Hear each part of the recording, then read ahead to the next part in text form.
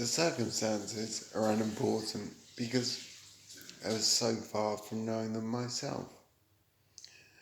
What I knew is that I existed, and I was uncomfortable, but I didn't know where I was or who I was. I didn't know the people who called me their son. Records show that I was in a coma for a month. Unlike movie fantasies, there is no brilliant wake up moment. Me going, where am I? For a time, I couldn't talk, couldn't speak or move. When you forget everything about your life, you get to hear the best of who you were.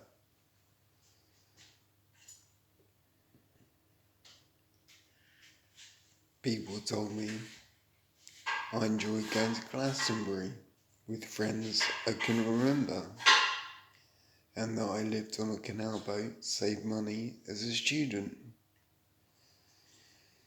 and that I have a brother and a sister who joined me for a meal a week before the accident happened.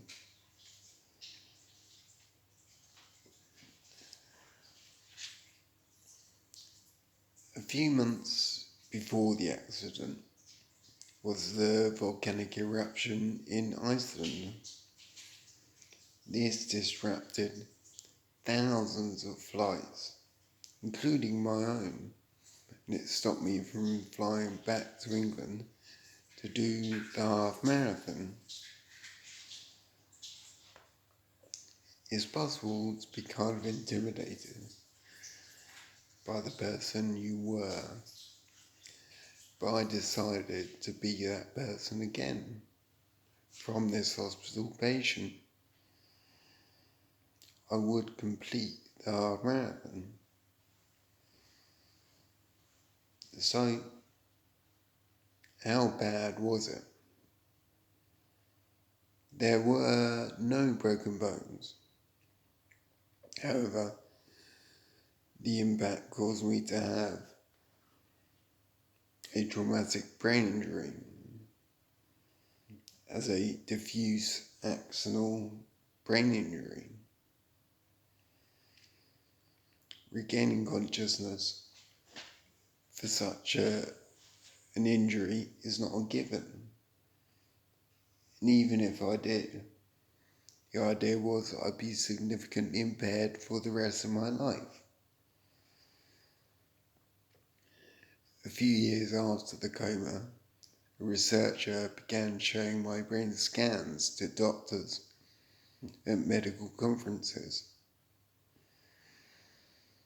When he asked the doctors to predict my recovery, they'd all shake their heads and say, no.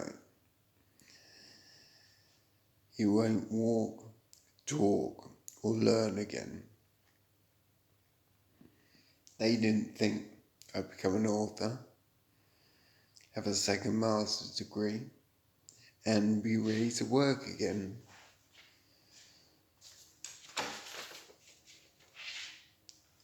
I mean, it is worth noting that the doctors didn't understand or conceive the differences within the conscious and the subconscious mind. The subconscious is the latter half of your brain, which is programmed in the first 7 years of life. And it works, it's kind of hardwired, works a lot faster than your conscious mind. It processes about 40 million bits of data a second compared to your conscious mind that generates about 40 bits of data a second.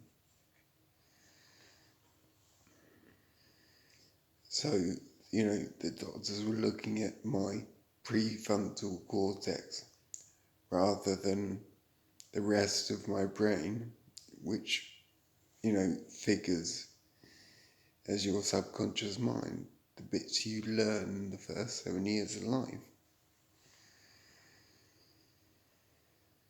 I mean, it does need to be understood when analysing brain scans and in predicting potential recovery.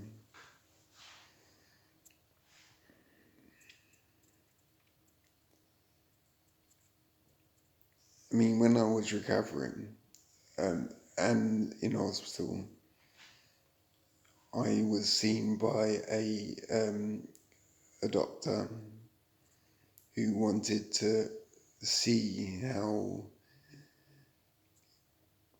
bad or good or recovered my memory was. So she read me a story and then asked me to repeat what she had just said back to me. At this time, I can remember my memory was in tatters. So rather than say, I can't remember, I just,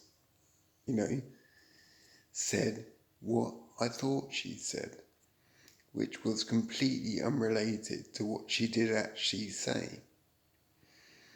I mean, it was a complete load of bollocks.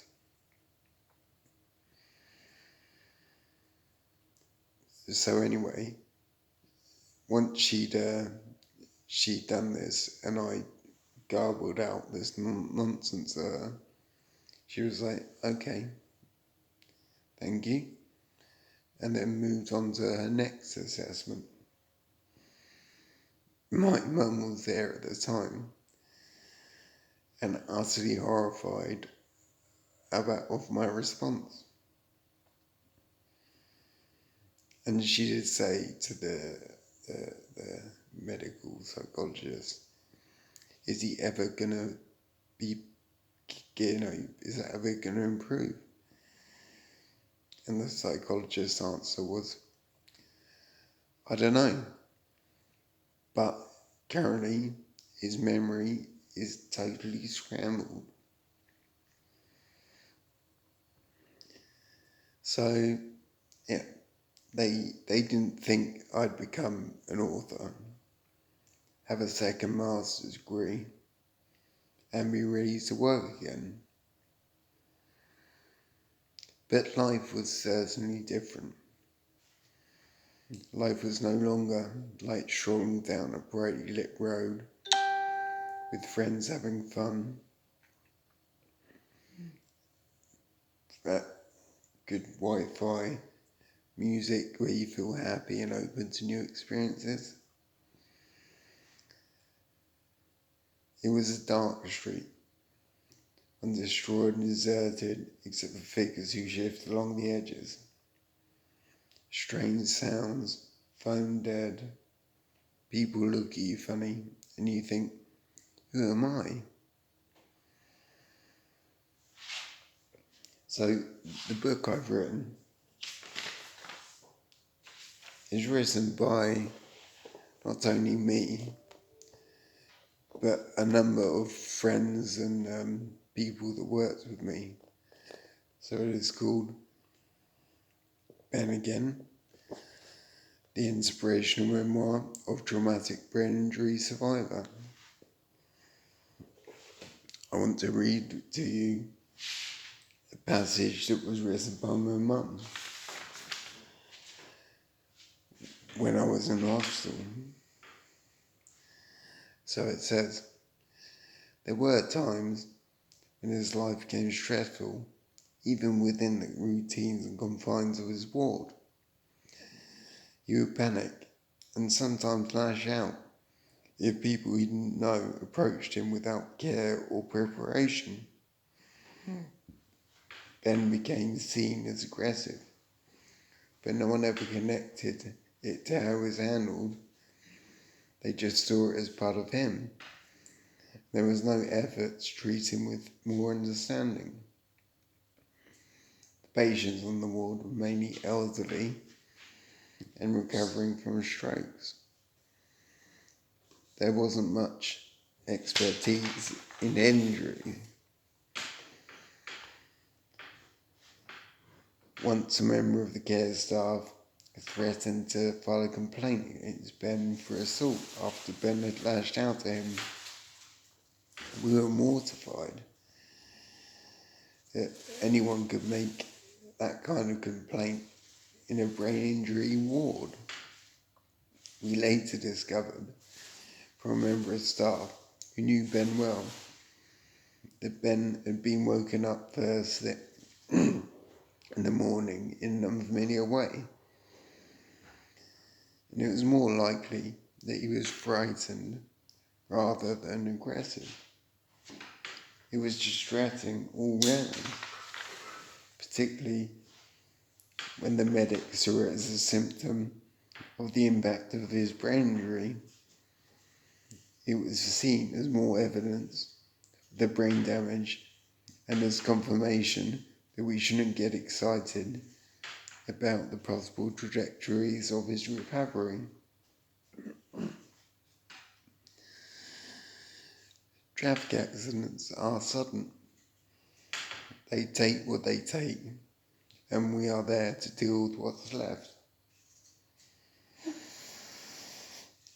When I've been interviewed about my story, people often say, "My God, you had to deal with all of that and the fact the accident took your girlfriend's life?" No, I can remember her.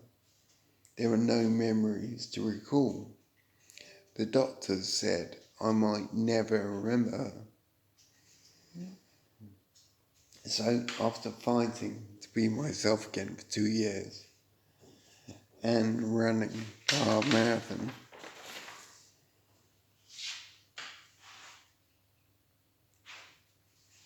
one day she was in my head again.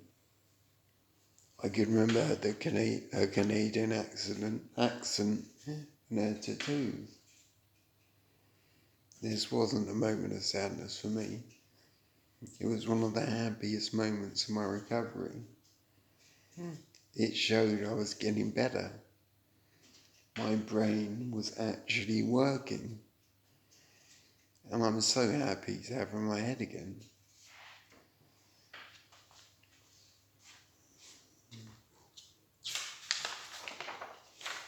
We worked in international development and were in the Haiti region after the 2010 earthquake. Walking back to our room after a meal in the neighbouring Dominican Republic, a speeding car lost control and left the road.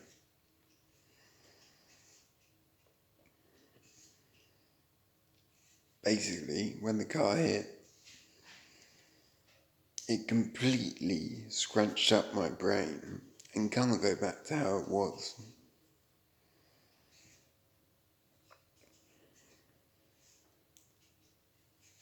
So organisations that try and help need checks and balances, yeah. But when we have to fight their processes to get our lives back, something is wrong. Risk assessments said, don't go back to Glastonbury, don't do a half marathon, don't do a second master's degree. I did them all, even though risk assessment said not to. All of these goals are important to me. What I've learned is that when you are clear on your goals, you can achieve them and find the people that will help you. So for this, I'm going to read you another extract from my book that was written by Diana Conyers, who was the professor who accepted me to do another master's. So We discussed various options and eventually decided that although Ben didn't need another master's, it would probably be best if he enrolled to the full course. We were all well aware of the risk we were taking.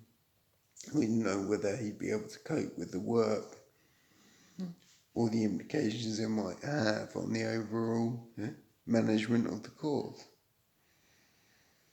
However, we agreed to try it and review it after the first term.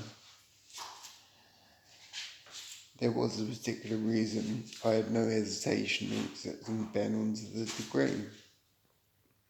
In April 2010, my husband had a major stroke, and he spent the next 4 months in the same ward as Ben. We worked out Ben must have arrived on the ward only a few weeks after my husband left, and I still had vivid memories of his stay there.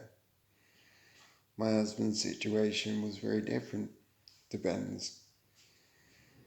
Like most patients on the ward, he was an old man, 88 at the time of his stroke, and it soon became evident he would never make a full recovery.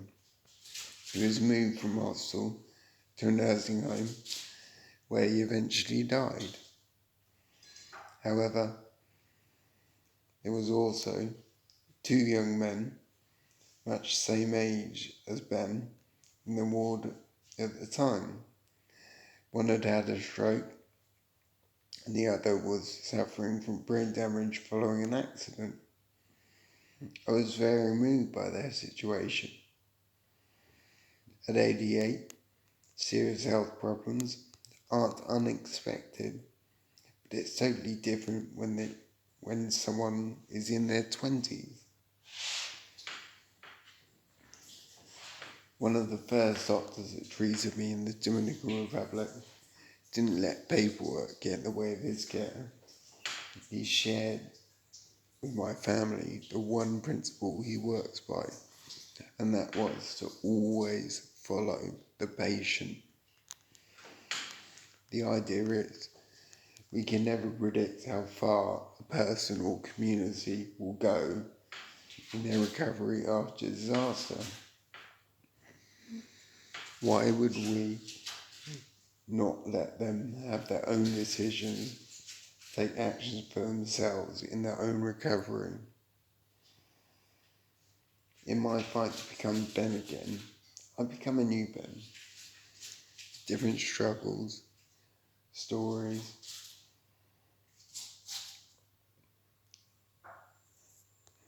and strengths. Everything has a risk. We all risk being in the wrong place at the wrong time. If you know of people who are recovering from the worst, follow their lead, or those closest to them, and allow them to become a newer version of themselves. From personal experience, I didn't want to take things slowly and did not want things dictated to me by the way a lot of healthcare staff wanted. They wanted me to take things slowly and not take the leaps and bounds that I wanted to.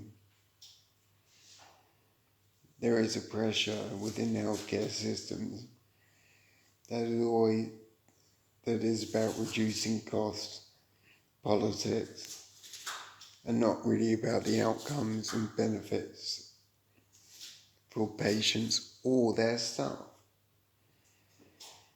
These are the drivers in changing healthcare, which are not in the best interests of patients or even their staff. There are other organisations and thinkers around healthcare and they need to be looked at. There is Robin Youngson, who has an organisation called Hearts in Healthcare, which is specifically about patients' view on healthcare and how it should be managed. There are other organisations that follow similar ways in undertaking healthcare, and I advise that you look at them as well. They're called Plaintree, the Plaintree organisation, and the Points of Care International, and they're all very much about driving patient-centred care, as well as including, recommendations to staff and how the whole health system should be organised for the benefit of everyone, not only patients, but staff and the wider hospital industry. So I suggest having a look at those. That's the end of my talk. Thank you.